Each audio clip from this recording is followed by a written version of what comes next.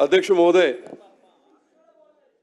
पुणे जिल्ह्यातील माझा पुरंदर विधानसभा मतदारसंघ आणि या मतदारसंघामध्ये सार्वजनिक बांधकाम खात्याच्या काही अधिकाऱ्यांकडून अक्षम्य दुर्लक्ष होऊन प्रचंड रोडची रस्त्यांची वाताहत झाली आहे, प्रचंड भ्रष्टाचार ते करतायत अशा प्रकारची माहिती अनेक वेळा मी मुख्य अभियंता श्री चव्हाण यांना लेखी पत्राद्वारे दिली। 21 ऑगस्ट 29/10/2025 या दोन्ही दिवशी मी त्यांना लेखी पत्राद्वारे दिली।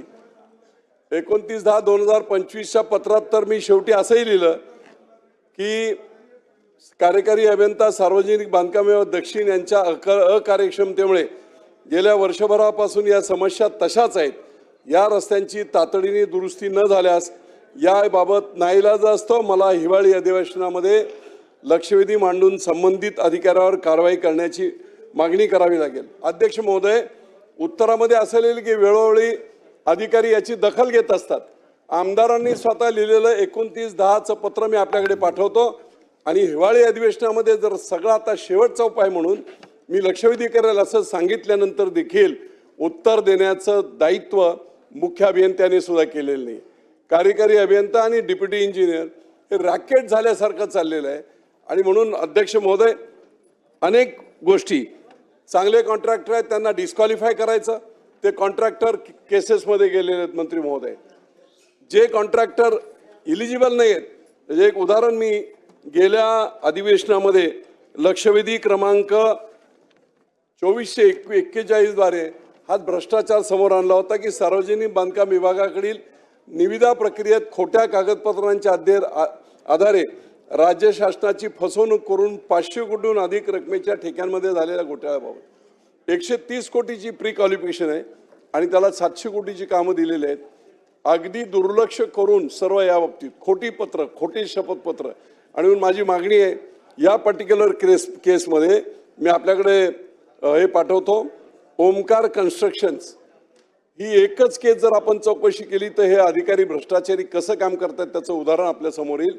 चार्टर्ड अकाउंटंटचे त्यांची इलिजिबिलिटी असलेली सर्टिफिकेट आणि मिळालेली कामं ही रेकॉर्डर आज आहेत।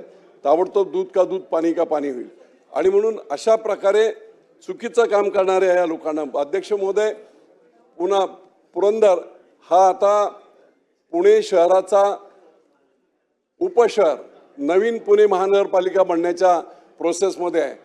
आंतरराष्ट्रीय विमानतळ तिथे येते, पालखी मार्ग आहे, संपूर्ण रिंग रोड पुरंदरमधून जातोय, मेट्रोच्या आणि म्हणून अशा अकार्यक्षम अधिकाऱ्यांना विशेषतः कार्यकारी ज्या अभियंते आहेत त्यांना ताबडतोब या एक्झिक्युटिव्ह पदावर कार्यकारी पदावरून दूर करावा आणि चांगला सक्षम अधिकारी द्यावा। नंबर 1, कालच आपल्याशी झालेल्या चर्चेनुसार त्याच रॅकेटमधील जे डेप्युटी इंजिनियर होते त्यांच्या बाबतीत सांगितलं गेलं अजितदादांचा संपूर्ण गैरसमज करून हे सायकल ट्रॅक तिथे होत आहेत 114 कोटीचे, तोपर्यंत त्यांना तिथे ठेवा अशा प्रकारचा गैरसमज करून त्यांनी आदेश दिले होते। जेव्हा मी त्यांना सांगितलं त्यावेळेस मंत्री महोदयांना त्यांनी सांगितलं, त्यांनी काल आदेश दिले की तात्काळ जो बदली झालेली आहे त्या नवीन बदलीच्या अधिकाऱ्याला रुजू करावं। आपण तेच सांगतोय म्हणून काल त्यांनी पत्र काढलं पण त्या पत्रामध्ये असं लिहिलं की सायकल ट्रॅक